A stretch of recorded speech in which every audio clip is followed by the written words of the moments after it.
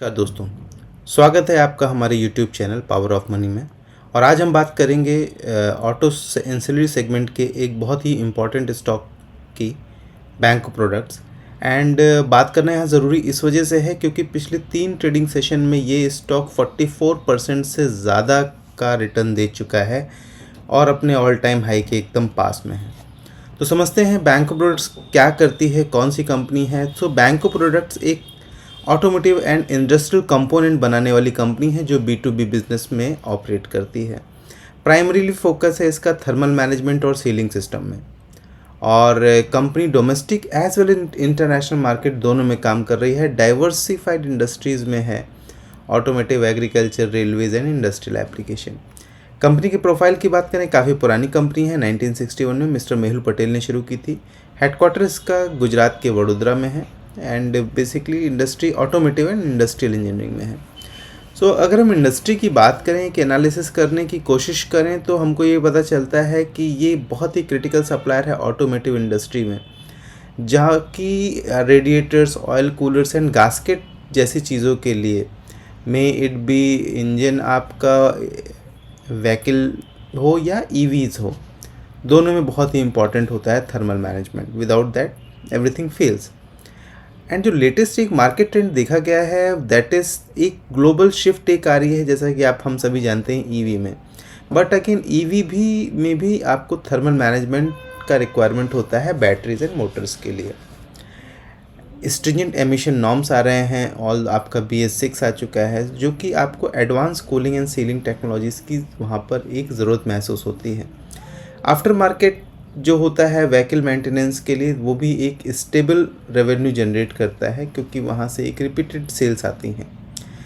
Challenges की बात करें तो डेफिनेटली ऑटोमोटिव सेक्टर में एक साइक्लिकल डिमांड होती है। एंड सेकेंड थिंग, जो day by day raw material की कॉस्ट बढ़ रही है, वो भी प्रॉफिटेबिलिटी पे इम्पैक्ट करती है इस तरह की कंपनीज़ के लिए। इंडस्ट्रियल एप्लीकेशन की बात करें तो एग्रीकल्चर, कंस्ट्रक्शन, पावर जनरेशन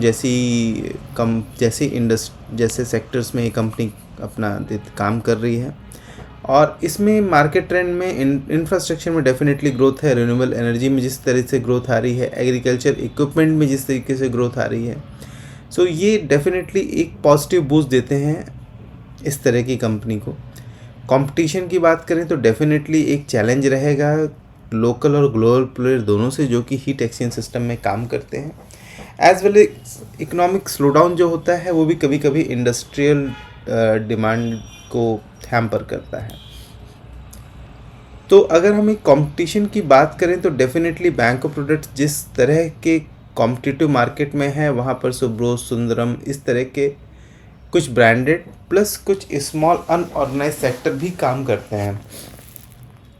आगे हम बात करेंगे किस तरीके से वेरी स्ट्रॉन्ग फोकस है R&D पर इस कंपनी का, डाइवर्सिफाइड क्लाइंट बेस है एंड ग्लोबल प्रेजेंस है। सो जो की प्रोडक्ट्स है इस कंपनी के, जैसे हमने पहले भी बात किया, radiators, oil coolers and fuel coolers in the automotive segment. And gasket and ceiling की बात करें, cylindrical head gasket, exhaust manifold gasket, heat shield, rubber and metal gasket भी है। हीट एक्सचेंजर में plate and tube heat exchanger for industrial application भी ये company provide करती है। तो बिजनेस सेगमेंट की बात करें तो आपका automotive segment along with compressor, forestry equipment, wind mills, इन सब तरह के सेगमेंट में ये कंपनी का एप्लीकेशन है। जो कंपनी का मेजर रेवेन्यू आ रहा है वो more than 50%, that is 56.1% is coming from OEMs, followed by अच्छी खासी एक पकड़ बना के रखी है इस कंपनी ने एक्सपोर्ट मार्केट में करीब 30% के आसपास, और आफ्टर मार्केट से करीब 14.6% का रेवेन्यू आता है। क्लाइंट्स की बात करें तो बहुत ही शानदार क्लाइंट है, डाइवर्सिफाइड क्लाइंट्स हैं, एक फार्म इक्विपमेंट से लेके आपका ऑटोमोटिव्स में, इंडस्ट्रीज़ में। एंड इम्पॉर्टेंट चीज़ देखने की है कि जो टॉप 5 कस्टमर्स हैं उनका contribution less than 35% of total revenue, मतलब एक अच्छा खासा डाइवर्सिफाई बिजनेस करके रखा हुआ है।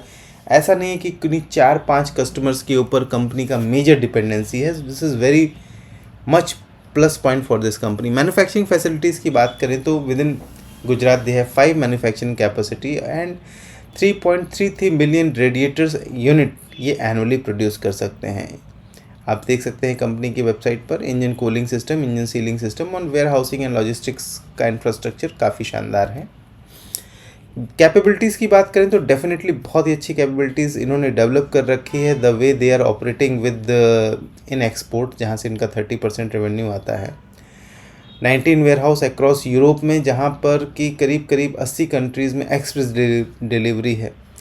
R&D की बात करें तो DSIR अप्रूव्ड R&D फैसिलिटी है इनकी वडोदरा के पास में, और काफ़ी पैसा खर्च कर रही है। कंपनी का एक विज़न है, एक मोटिव है कि नहीं, मुझे अच्छे प्रोडक्ट्स बनाने हैं, हमको डे बाय डे इम्प्रूव करना है। So that is something very good about this company. And latest last FY24 में करीब 6 करोड़ का स्पेंड किया इस कंपनी ने यहाँ पर। सो ग्रोथ वर्सेस रिस्क की बात करें, जैसा हमको पता है कि ऑटोमोटिव इलेक्ट्रिफिकेशन हो रहा है, EV की डिमांड आ रही है, बट थर्मल मैनेजमेंट की रिक्वायरमेंट होगी, तो एक अच्छा खासा ग्रोथ आता हुआ दिख रहा है वहाँ से। इंफ्रास्ट्रक्चर में बूम आ रहा है, एमिशन नॉर्म्स स्ट्रिंजेंट हो रहे हैं, आफ्टर मार्केट सर्विसेज स्ट्रांग हो रही हैं।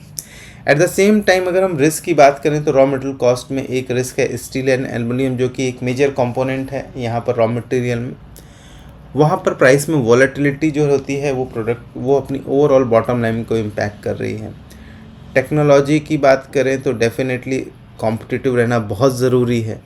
इकोनॉमिक साइकिल्स भी बने रहते हैं, समटाइम्स हाई समटाइम्स लो। अब फंडामेंटल की बात करते हैं तो करीब 7,500 करोड़ का मार्केट कैप हो गया है। स्टॉक प्राइस अपने ऑल टाइम हाई के आसपास पहुंच चुका है। कंपनी का जो प्राइस टू अर्निंग रेशियो है काफ़ी अच्छा है, 21.9 ओनली। और ROC नंबर्स की अगर बात करें तो सिर्फ 27% का ROC नंबर है।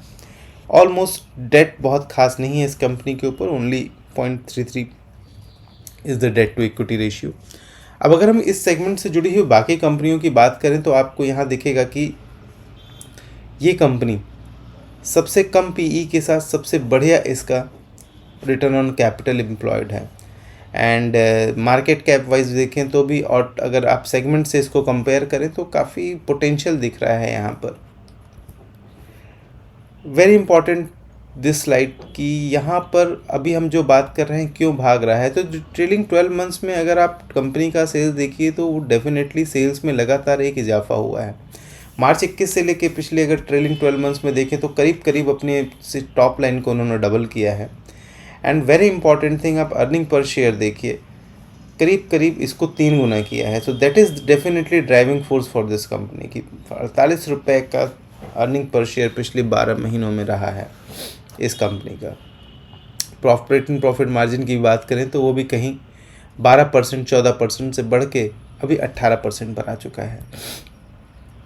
क्वार्टरली रिजल्ट्स आ गए हैं इस कंपनी के, और बहुत ही शानदार क्वार्टरली रिजल्ट दिए हैं इस कंपनी ने सितंबर क्वार्टर में। ऑलमोस्ट 23% का इन्होंने ऑपरेटिंग प्रॉफिट मार्जिन पोस्ट किया है। एंड अर्निंग पर शेयर भी काफ़ी शानदार डबल डिजिट में करीब 20 रुपये के आसपास पिछले क्वार्टर में दिया है, विच इज़ वेरी इंपॉर्टेंट। तो चार्ट की बात करते हैं। जैसा कि हमने देखा है कि बात हुआ कि पिछले 3 ट्रेडिंग सेशन में ये कंपनी करीब 44-45% चढ़ चुकी है। क्या ये तेज़ी आगे जारी रहेगी देखना पड़ेगा, लेकिन जिस हिसाब का एक फ्यूल जो कि मोमेंटम बना हुआ है कि ऑल टाइम हाई के आगे जा रही है कंपनी, एंड उसमें बहुत सिंपल सी चीज़ें हैं। जिस हिसाब का रिज़ल्ट इस कंपनी ने दिया है, जिस हिसाब का इस कंपनी का इंफ्रास्ट्रक्चर डेवलप हो गया है, फोकस है, ऑटो सेगमेंट धीरे धीरे यहाँ से एक अच्छा करने का कोशिश करेगा, तो उसको देखते हुए कंपनी के पास एक अच्छा खासा ऑर्डर बुक देखने को मिल रहा है। सो अगर आप बात करेंगे कि क्या इसमें पोटेंशियल है एक मल्टी बैगर बनने का, तो डेफिनेटली एक पोटेंशियल है मल्टी बैगर बनने का। बट ये कोई आपको एडवाइस नहीं है, बाई या सेल का कोई रिकमेंडेशन नहीं है। किसी भी तरह के डिसीजन पे आने से पहले प्लीज़ अपने जो भी आपके फाइनेंशियल एडवाइज़र हैं उनसे ज़रूर संपर्क करें, उनसे राय लें एंड उसके बाद ही एक्ट करें। सो कैसा लगे आपको ये एनालिसिस, ज़रूर हमको लिख के बताइएगा। Please do like, comment, subscribe. मिलते हैं जल्दी अगले वीडियो में।